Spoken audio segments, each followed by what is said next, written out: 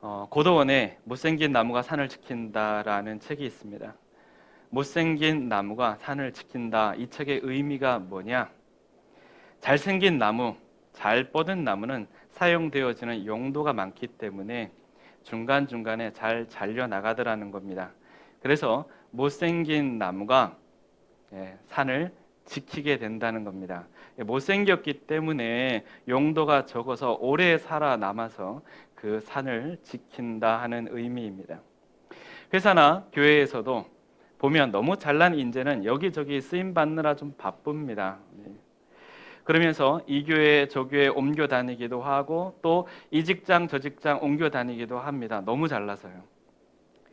자, 그러나 결국 여러분 나중에 우리가 훗날 시간이 지나서 이렇게 되돌아보면요, 그렇게 능력 있는 사람이 크게 되기보다 오히려 한 자리를 진득히 지키는 사람이 더 귀하게 쓰임받는 모습을 종종 보게 됩니다. 별로 능력 없는 사람은 어떻습니까? 별로 나를 알아주지 않기 때문에 오라는 데도 없고 갈 데도 없기 때문에 그 자리에 머물러 있습니다. 그런데 그게 은혜였다는 거예요. 제가 개인적으로 주변을 이렇게 돌아보면 교회 장로님들이나 또 직장의 중직자들 이렇게 보면 대부분 특출나기보다는 잘 버텼다 이런 생각이 듭니다. 그러다 보니 교회에서나 회사에서나 필요한 인재, 훌륭한 인재가 되더라 하는 것이죠. 안타깝게도 하나님은 잘난 사람 그리고 능력이 있는 팔방미인을 부르시는 것이 아닙니다. 그렇다고 오해하시지 않으셨으면 좋겠어요. 잘나지 말라는 게 아닙니다. 팔방미인이 되지 말라는 게 아니에요. 할 수 있으면 돼야죠. 당연히 돼야죠. 잘하면 좋잖아요. 다만 하나님이 사람을 불러 사용하시는 기준이 거기에 있지 않다는 말이에요. 그걸 기억해 주셨으면 좋겠어요. 하나님이 부르시는 기준, 하나님이 사용하시는 기준은 우리의 잘남에 있거나 우리의 능력에 있지 않다니까요. 내가 쓰임받지 못한다는 생각이 혹시 드십니까? 간단합니다. 아직 내가 겸손하지 못하기 때문에 그런 겁니다. 여러분, 내가 가진 능력과 스펙 때문에 사용하실 거라는 착각은 이제 일찌감치 버리는 게 맞습니다. 하나님이 사람을 불러 사용하시는 가장 중요한 기준은 태초 때부터 지금까지 겸손입니다. 하나님은 겸손한 자를 쓰십니다.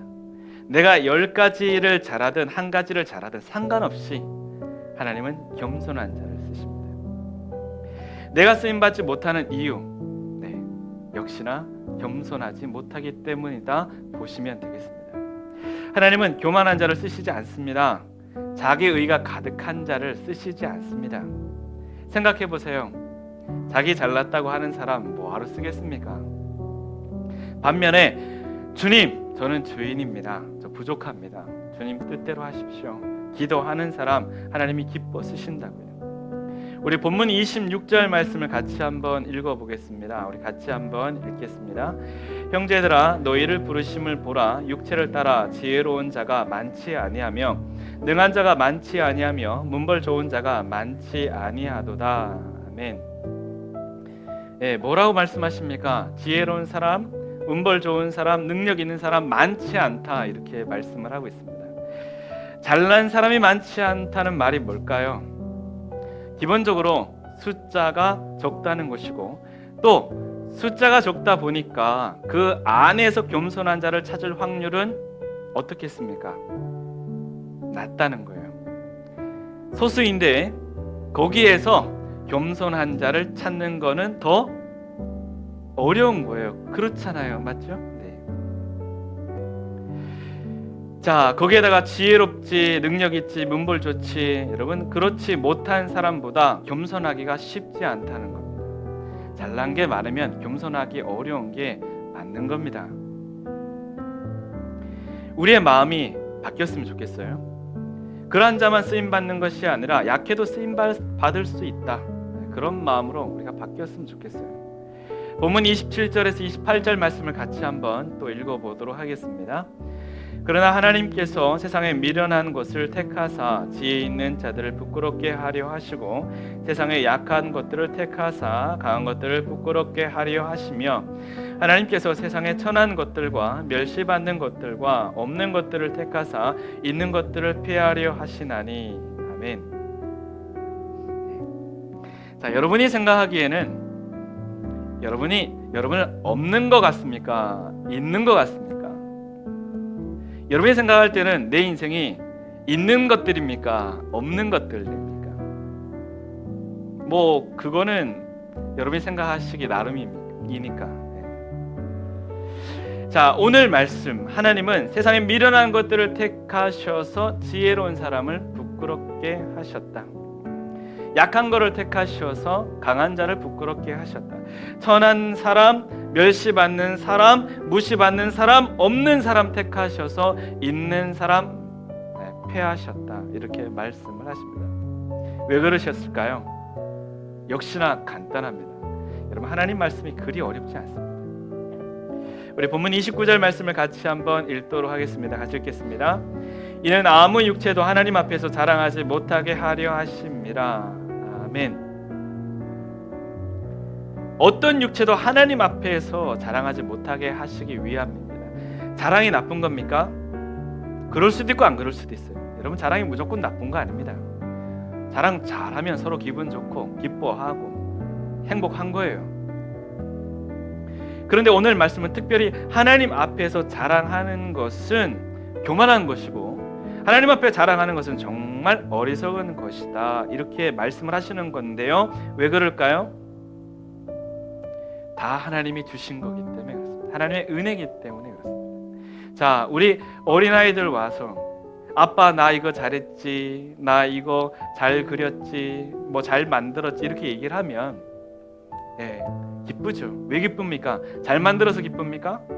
아니요, 우리 아이가 만들어서 기쁜 겁니다. 그렇잖아요. 지가 잘 그려봐야 얼마나 잘 그리겠어요. 지가 잘 만들어봐야 얼마나 잘 만들겠어요. 다 내가 사준 거잖아요. 다 내가 가르쳐준 거잖아요. 그죠? 내가 이렇게 그려라 그러고 이렇게 하면 더 잘 된다 그러고 이렇게 만들라 그러고 다 한 거잖아요. 근데 우리 아이들은 어떻습니까? 다 지가 한 줄 알아요. 우와, 내가 해냈다라는 기쁨으로 기뻐할 때 여러분 그냥 받아주잖아요. 우리는 알잖아요. 아, 이게 다 부모의 은혜라는 거예요. 근데 우리가 하나님을 볼 때도 마찬가지라고요. 여러분, 다 하나님의 은혜라는 겁니다. 깨닫는 것이 복이죠. 우리가 쓰임받는 것 자체가 여러분 다 하나님의 은혜입니다. 우리가 이 예배 가운데 온 것도 하나님의 은혜입니다. 내가 잘나서 쓰임받는 것이 아니라 내가 능력이 많고 강해서 쓰임받는 것이 아니더라 하는 겁니다.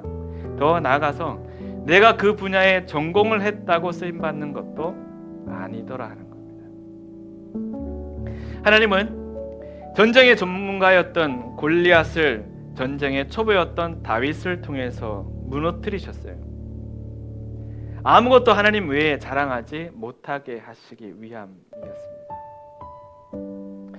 여러분, 예쁜 분재가 있죠. 주로 어떤 거를 사용하나요? 곧게 선 거를 사용하나요? 아니죠. 작고 삐뚤어진 거. 예쁘게 많이 꼬일수록 더 가치가 있습니다. 이런 작고 못생긴 것이 사람에게 감탄을 불러일으키는 예술 작품이 되더라 하는 겁니다. 어느 날 미켈란젤로에게 사람들이 물었습니다. 당신은 어떻게 피에타 상이나 다비드 상 같은 훌륭한 조각을 만들 수 있었습니까? 그러자 미켈란젤로가 이렇게 대답을 합니다.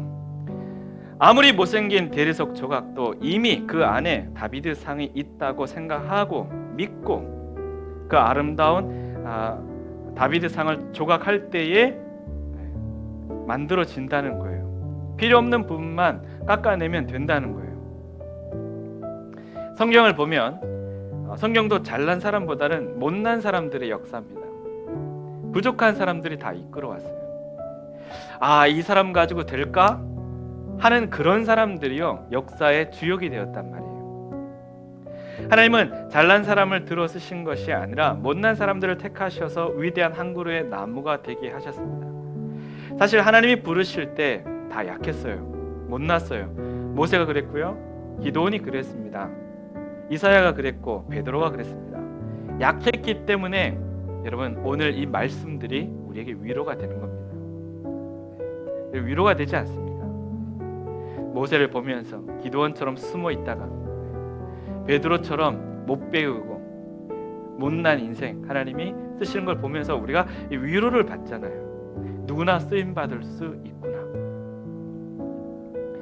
바울도 자신의 장점을 자랑한 것이 아니라 약점을 자랑했습니다. 상처와 허물을 가지고 있는 모습 그대로 나갔다는 거예요. 우리 고린도후서 12장 10절 말씀을 같이 한번 읽어보겠습니다. 같이 읽겠습니다. 그러므로 내가 그리스도를 위하여 약한 것들과 능력과 궁핍과 박해와 공고를 기뻐하노니 이는 내가 약한 그때의 강함이라. 아멘. 약할지라도 여러분 주님 앞에 주목받는 것이 중요하다고 생각합니다. 바울은 주님을 얻고 그 안에서 발견되려고 몸부림을 쳤어요. 주님 저 좀 봐주십시오. 마치 어린아이가 부모의 시선을 끌기 위해서 울거나 재롱을 부리거나 애교를 부리거나 하는 것처럼 어떤 방법으로든 부모의 시선을 끌기 위해서 애들이 울어도 우는 건 다 이유가 있는 거잖아요. 애들이 애교를 부려도 그런 건 다 이유가 있는 거잖아요. 여러분 부모의 시선을 끌기 위한 방법 아니겠습니까? 이 바울 사도는요 주님께서 자신에게 주목해 주시기를 간절히 바랬던 사람입니다. 자, 말씀 하나 더 보겠습니다. 빌립보서 3장 7절에서 9절 말씀입니다. 같이 읽겠습니다. 그러나 무엇이든지 내게 유익하던 것을 내가 그리스도를 위하여 다 해로 여길 뿐더러 또한 모든 것을 해로 여김은 내 주 그리스도 예수를 아는 지식이 가장 고상하기 때문이라. 내가 그를 위하여 모든 것을 잃어버리고 배설물로 여김은 그리스도를 얻고 그 안에서 발견되려 함이니 내가 가진 의는 율법에서 난 것이 아니요 오직 그리스도를 믿음으로 말미암은 것이니 곧 믿음으로 하나님께로부터 난 의라. 아멘. 바울이 굉장히 중요한 신앙 고백을 하고 있는데요. 바울의 영적인 몸부림입니다. 그리스도를 얻고 그 안에서 발견되기 위해서 뭘 했다? 자신이 소중하게 여겼던 모든 것들을 배설물로 여겼다. 자, 여러분 배설물로 여겼다는 것에 집중하지 않으셨으면 좋겠습니다. 내 주 예수님이 가장 소중하다는 거예요. 그게 키포인트입니다. 이런 고백의 사람은 여러분 주님의 눈에 들어오지 않을 수가 없는 거죠. 왜? 주님이 제일 소중하다고 생각하고 여기면서 다른 것들을 다 내려놨으니까 주목받을 수밖에 없겠죠. 쓰임받을 수밖에 없겠죠. 우리가 사람을 쓸 때도 마찬가지예요. 여러분 못생겨도 성실한 사람이 더 좋습니다. 우리가 여러 가지 마음을 가지고 있는 사람을 쓰는 것은 쉽지 않습니다. 함께 하는 건 어려워요.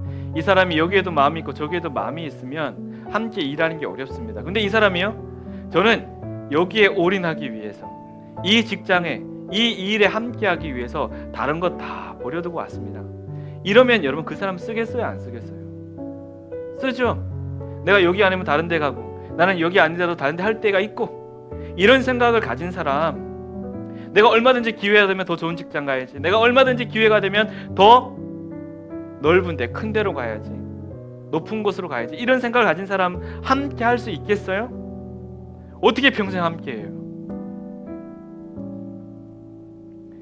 어찌 됐거나 나는 이곳에 집중하기 위해서 이 직장이 가장 소중하다고 생각하고 또한 이 역할이 가장 중요하다고 생각하기 때문에 나머지 것들을 다 내려놨습니다. 이런 사람 쓰임받을 수밖에 없다고요. 이런 사람들이 쓰임받아야 돼요. 이 예수는 너희 건축자들의 버린 돌로서 집 모퉁이의 머릿돌이 되었느니라. 우리가 잘 아는 말씀이죠. 자, 예수님을 뭐라고 이야기하냐면 버린 돌이라 이렇게 얘기를 하고 있습니다. 버린 돌인데 그냥 버린 돌이 아니라 건축자들의 버린 돌이다. 전문가들이 버렸대요. 아무짝에 쓸모없는 돌이라는 겁니다. 그러나 주님께서는 그 돌을 들어서 가장 중요한 모퉁이 돌이 되게 하셨습니다. 여러분 우리의 인생을 한번 되돌아보십시오. 어찌 보면 전문가들이 당신은 안 돼 하고 버린 아무짝에 쓸모없는 그런 돌과 같은 인생들 하나님께서 사용하셔서 얼마나 위대하게 귀하게 쓰셨는가 한번 돌아보시라고요. 정말 연약하잖아요. 부족하잖아요. 근데 하나님이 사용하실 때 건축자들의 버린 돌과 같은 우리의 인생이 중요한 모퉁이 돌이 되더라, 주춧돌이 되더라 하는 거예요. 버려진 대리석 한 조각이 미켈란젤로의 눈에 띄었을 때 위대한 다비드상이 되는 것처럼 우리가 주님께 발견되어지는 거 굉장히 중요합니다. 주님이 우리를 다듬으시면 우리도 다비드상과 같은 아름다운 작품이 될 수 있다는 거예요. 하나님은 아브라함을 주목하셨고 모세를 주목하셨고 기도원을 주목하셨고 다윗을 주목하셨습니다. 그리고 베드로를 주목하셨고 만삭되지 못하여 난 자 같은 바울도 주목하셨습니다. 그리고 여기에 있는 저와 여러분을 주목하고 계십니다. 주님 앞에 주목받으면 됩니다.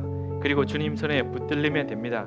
그러면 어떻게 주님께 발견되어질 수 있는가 간단히 3가지 소개해드리면, 첫 번째, 주님의 은혜와 사랑을 더 얻으려고 우리는 사모해야 됩니다. 여러분이 마음으로 사모하든 행동으로 사모하든 입술로 고백을 하든 상관이 없어요. 사모하시라고요. 마음이 있으면 마음을 더 가지시고 행동이 필요하면 좀 액션을 하시라고요. 사모해야 됩니다. 사도 바울도 주님을 얻기 위해서, 더 얻기 위해서 몸부림을 쳤습니다. 왜? 귀한 줄 아니까. 둘째, 자신이 볼품없는 존재임을 깨닫고 겸손히 낮아져야 합니다. 시몬 베드로가 주님 만나고 뭐라고 고백했습니까? 저는 죄인입니다. 저를 떠나십시오. 이렇게 얘기를 했어요. 자, 세 번째, 하나님만을 왕으로 높이며 살 수 있어야 합니다. 다윗은 자기가 왕인데 늘 하나님을 왕으로 모셨어요. 참 신기하지 않아요? 대단하지 않아요? 근데 저는 이게 되게 놀라운 비결이라고 생각합니다. 내가 우리 가정의 가장인데 나는 하나님이 우리 가정의 가장이라고 생각해요. 그렇게 믿고 기도해요. 옳다고 생각합니다. 제가 이 교회 담임 목사인데 저는 이 교회의 리더는 당연히 예수님이라고 생각합니다. 교회 머리 대신 예수님. 그래서 저는 교회를 위해서 기도할 때마다 교회 머리 대신 예수님을 빼놓을 수가 없어요. 예수님이 교회 머리가 되셔야 돼요. 그래서 우리를 이끌어 주셔야 됩니다. 그래야 교회가 교회다워질 수가 있는 겁니다. 이 3가지를 기억하십시오. 간단히 정리해 드리겠습니다. 사모하고 낮아지고 주님을 높이십시오. 그러면 주님께서 사용하는 인생이 되어질 수 있습니다. 다시 말씀을 드립니다. 사모하고 낮아지고 주님을 높이십시오. 어려운 것 같지만 여러분 그리 어렵지 않습니다.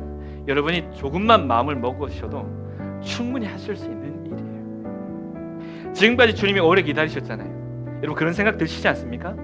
우리 주님의 인내가 참 크구나. 나 같은 인생을 이렇게 오래오래 기다리셨구나. 그러면 여러분 작은 몸부림이라도 하시라고. 할 수 있다니까요. 하나님이 필요에 따라 우리에게 기회를 주시는 이유, 강하게 하시는 이유, 부유하게 하시는 이유 뭡니까? 목에 힘주고 어깨에 힘주고 다니라는 얘기 아닙니다. 이 모든 것이 다 하나님의 영광임을 알고 하나님께 영광 돌리고 살라고 우리에게 지혜도 주시고 건강도 주시고 물질도 주시는 겁니다. 말씀을 맺겠습니다. 여러분 은혜입니다. 은혜. 못생긴 나무와 같은 나 같은 자도 하나님이 택하셔서 사용하십니다.